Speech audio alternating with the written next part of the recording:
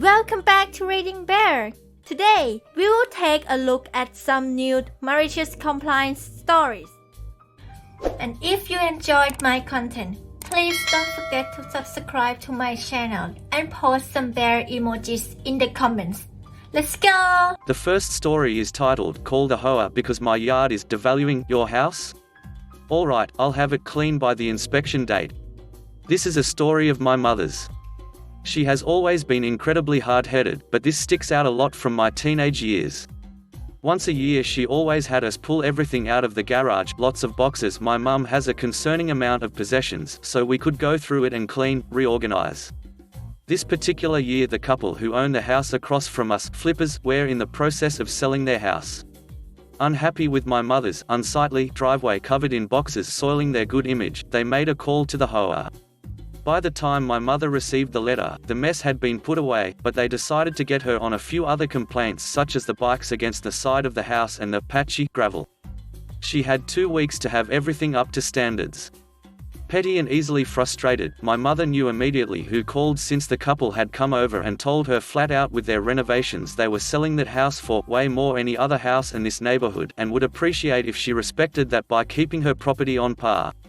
For the next 2 weeks every box from that garage was in our driveway. The couch and the living room TV came next. This was early summer, so it was perfect weather to sit in your yard in your short shorts and sports bra. My mum made sure to wave and smile every time they brought someone over for a showing. The final step came at the end of that 2 weeks though. After the yard had been cleaned up and cleared by the HOA, my mum went to the local Walmart and bought a for sale sign. She wrote about 1/4 of their ridiculous asking price on it and finished off with a big sold written across the front and stuck it out in our yard. No clue what they ended up selling their house for, but it sat empty for a while, so I'd assume it was below offer. The next story is titled, "Boss is going to keep asking me to work shifts when I take time off? How about I take a permanent vacation?" This is the story of my former employer. I work in the Northeast US and my employer at the time was a very small company, boss and 5 employees, in a very specific industry where 90% of our work was on construction sites, and finding a well-qualified person in this very specific industry is a very, very hard thing to do. My boss was the kind of boss that every employee hates. Corners were cut every possible way in order to keep overhead costs down. On top of that, he would constantly overbook on jobs, like signing contracts for 6 projects during the same week knowing full well that he only has 5 employees, which would result in the employees often working 14-hour days or more, which really sucks when you're on salary, no overtime. His worst attribute by far was approving time off and then during your time off calling or texting you asking if you would be willing to work a day or cut your vacation short. Sometimes he'd even ask you to move your time off to the next week or next month when the workload lightens up. Hint, it never lightened up due to his constant overbooking. After working at this company for 6 years I got used to all the aforementioned annoyances. But then things changed. My son was born. In the months leading up to his birth I made it very clear that I would be taking a 5-week unpaid leave of absence once he arrives. The state we're in allows new parents to take up to 8 weeks of unpaid leave. I told my boss that I know 8 weeks would be a huge strain on such a small company, so I was willing to take 5 weeks, but those 5 weeks would be completely off the grid, meaning don't call me, don't text me. If you're going to ask me to do anything work related, the answer will be no, so don't bother. I'm going to be spending time with my family. He 100% agreed. Fast forward to my son's birth. He was born on a Friday and after a short stay in the NICU, "Don't worry, he's fine," was released on Monday and we took him home. Tuesday morning, the next day, I wake up to a missed call, an email, and 3 texts all from my boss asking me to call him back ASAP. For reasons still unknown to me to this day I call him back and he tells me there's a slight emergency, code speak for he screwed up the scheduling and has a job with no employee at it, and asks if I could maybe come into work that day and maybe work a couple more days that week until he finds someone to cover it. I lost it. I literally felt something in my neck snap and unleashed a verbal assault on him that I still feel bad about now, a year later. I ended my rant with an apology. As much of a dick move it was for him to be calling me in that situation, it was still completely unprofessional of me to say what I said to him. Obviously he wasn't a big fan of what I said, and after a small rant of his own ended with the sentences that made this whole story possible. He said, "You've got a pretty good gig at this company that most people your age would be thankful for. I'd be impressed if you could find a better job in this field because I've been doing this for 30 years and I know how small this industry is, and trust me, good jobs like yours don't come along very often. Think about that." So we ended the call and I did what he said. I thought about it. After thinking about it for about 30 seconds, I got out of bed, sat down in front of my computer and started looking at job postings. 5 weeks later my time off came to an end and my first day back I came into work, walked into my boss's office and handed him a piece of paper. "Boss, what's this?" "Me, I thought about what you said about how you'd be really impressed if I could find a better job than the one I have here. So I did." My boss reads over what I handed him, a job offer from a competitor for the exact same job I was performing but at a 25% higher salary, an extra week of paid vacation compared to what I had, and a stipulation that company policy was that work hours are capped at 8 per day, meaning that once I hit 8 hours on a job I pack up and leave it until tomorrow. No exceptions. "Boss, well then, can I have the day to crunch some numbers to come up with a counter offer?" "Me, no, don't bother. I just wanted you to see it because I know you wouldn't have believed me otherwise." Gave my 2-week notice and left for whatever job site I was on that day. That was a year ago and I could not be happier with my new job. I get to spend lots of time with my boy and that's the best job perk there is. For all you bosses and managers out there, don't duck with your employees, especially the good ones. Treat them how you'd want to be treated. The next story is titled, "What is on your screen right now?" I received an unsolicited call earlier this morning from a gentleman named Dan. Dan worked for Microsoft Security and was calling to let me know that my computer had been downloading malicious software, and because I was such a loyal customer he would be walking me through the steps to remove the software and fix my computer.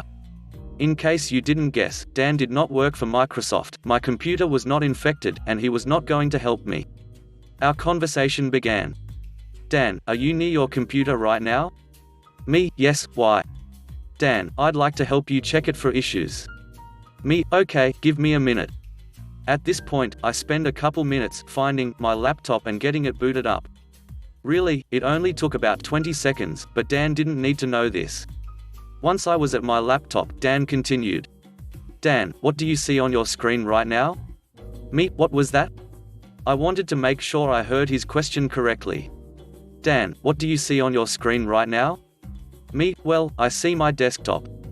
At this point, Dan tried to continue with his script, but I had not told Dan everything that was on my screen, so I continued.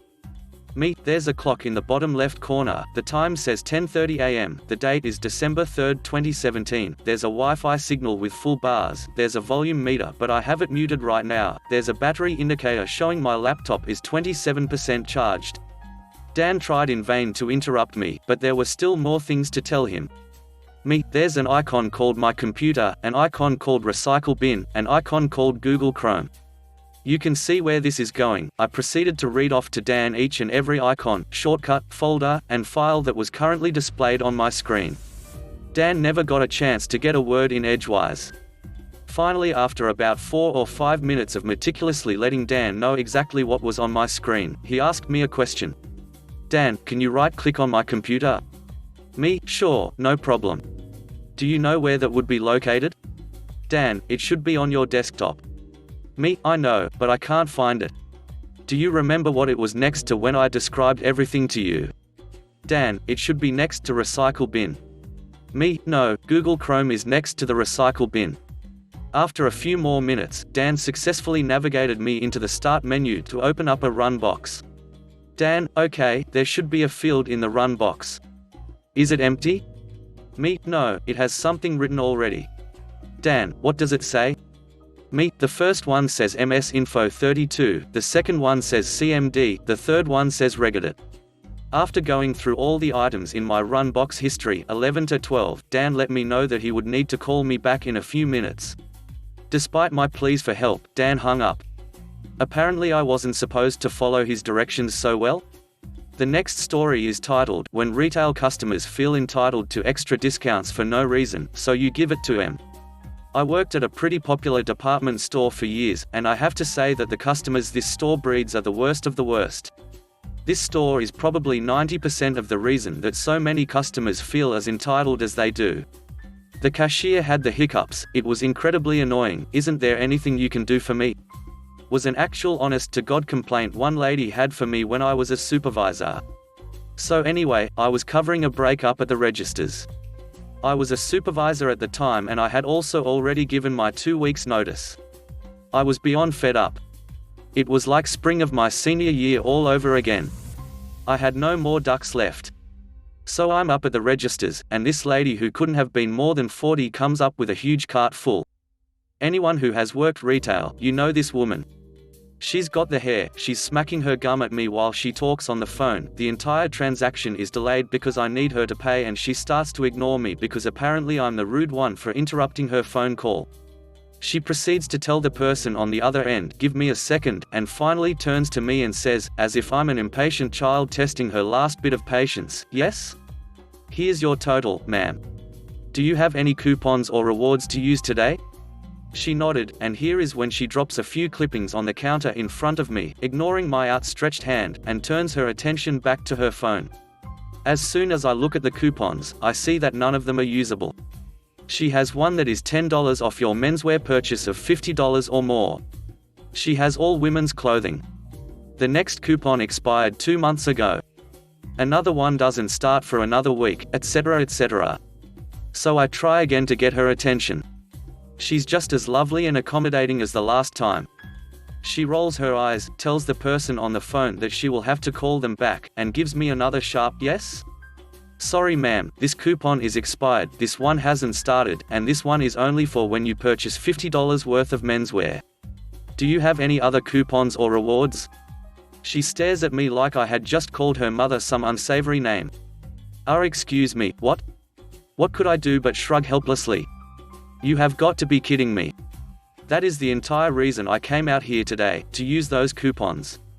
I really can't use them? Unbelievable. Some customer service here. All the while she's packing her useless coupons back into her purse and glaring scorch marks into my soul. Remember I said I was done? My patience before Shopzilla here was already at 0. She tipped the scales. I was officially in the negatives. I had negative ducks and negative patience left. So when she said, "You should be ashamed of yourself, being so rude to a customer," something in me snapped. I smiled sweetly at her, mustered up a bright and cheery expression that I usually reserve as my waitress face, and said, "I'm so sorry you feel that way, ma'am. But on the bright side, since it's Tuesday I can still apply your senior's discount. So at least you aren't losing that one, right?" I can't quite describe her expression. I think she was angry, but I think she was more shocked. And in that state of shock, she sputtered out, "I'm not a senior." I mimicked her shock, trying to appear horrified by my accidental faux pas, and then immediately said, "Let me take that off of there for you, then." And promptly took the senior discount off, bumping her total up another $20. "I'm so sorry for the misunderstanding, ma'am."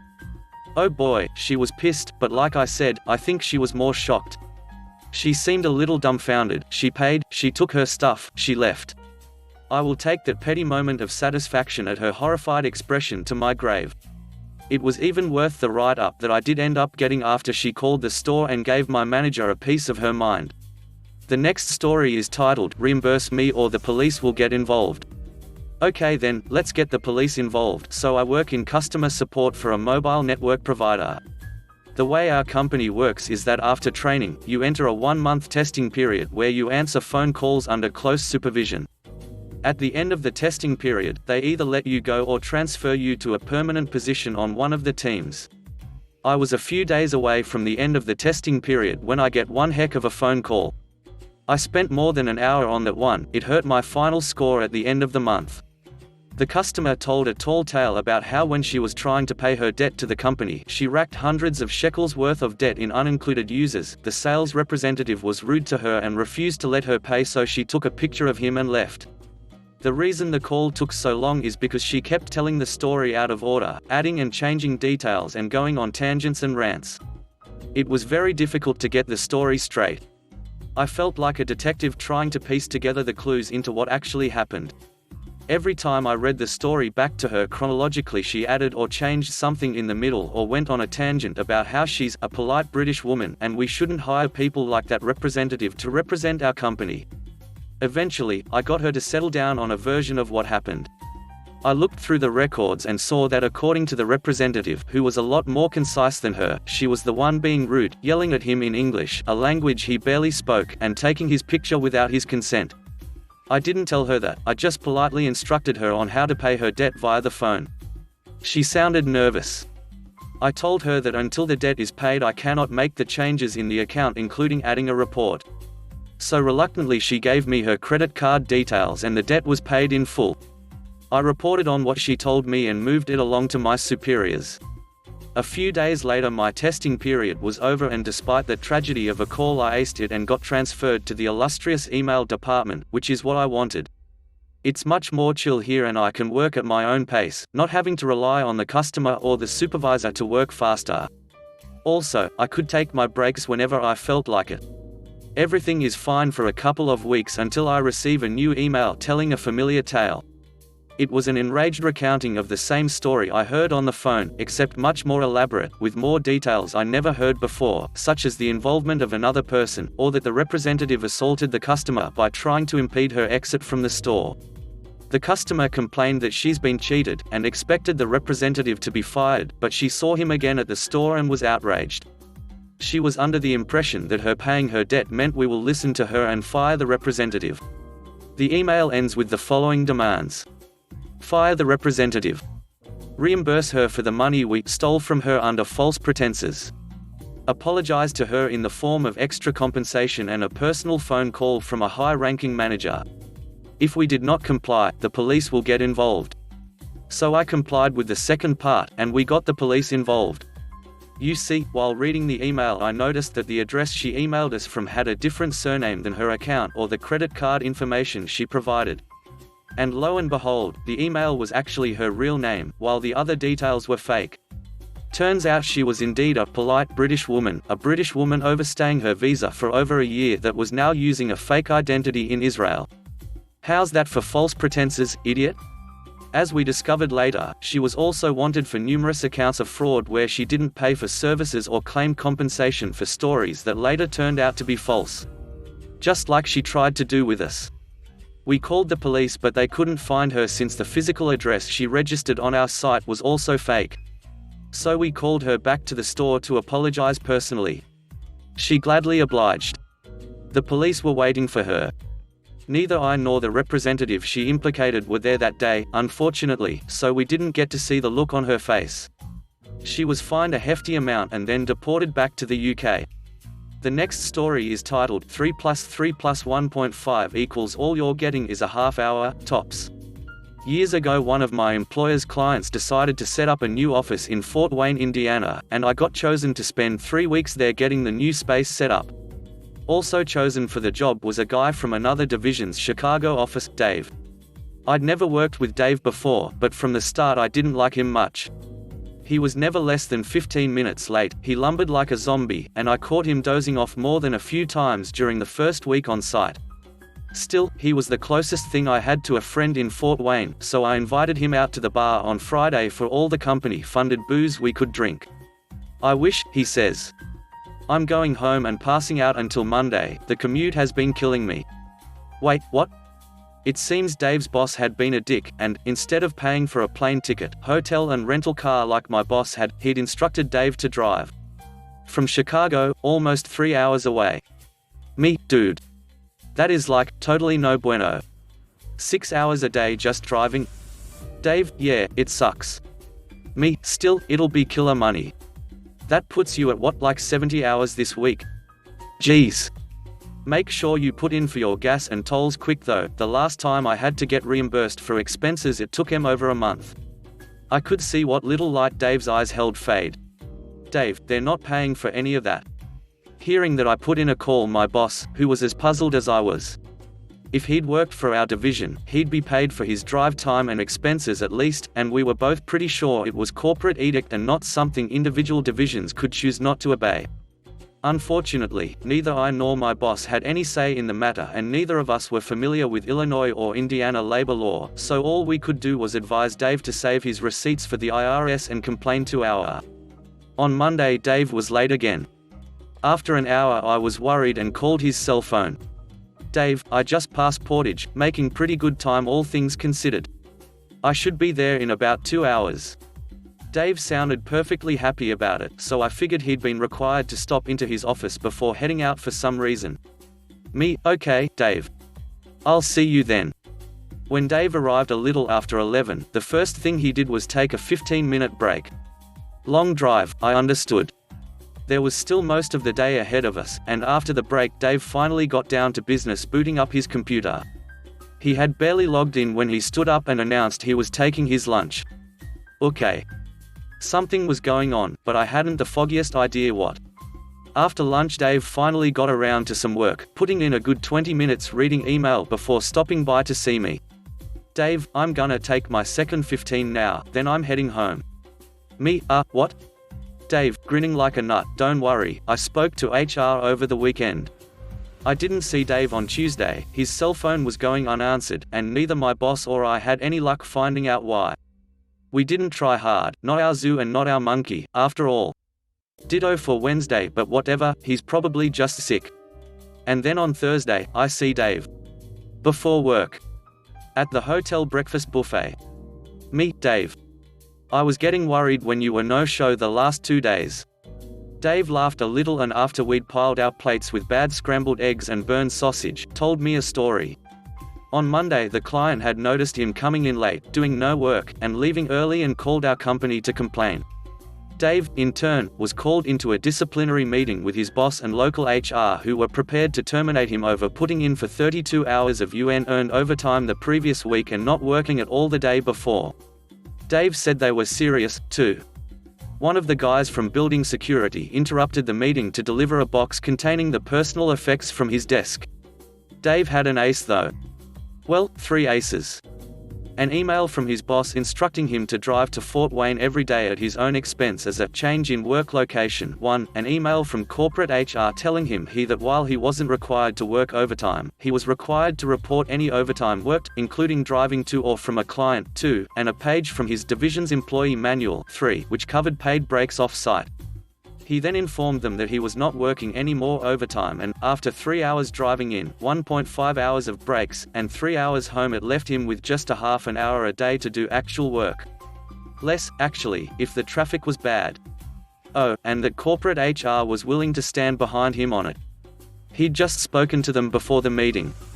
Dave, it took him about 3 seconds to realize they were screwed, and well, here I am, back in action. And, since everything was booked last minute, I'm in a suite with a jacuzzi and my rental is a damn Cadillac. If you enjoyed the video, please subscribe to the channel and post some bear emojis in the comments.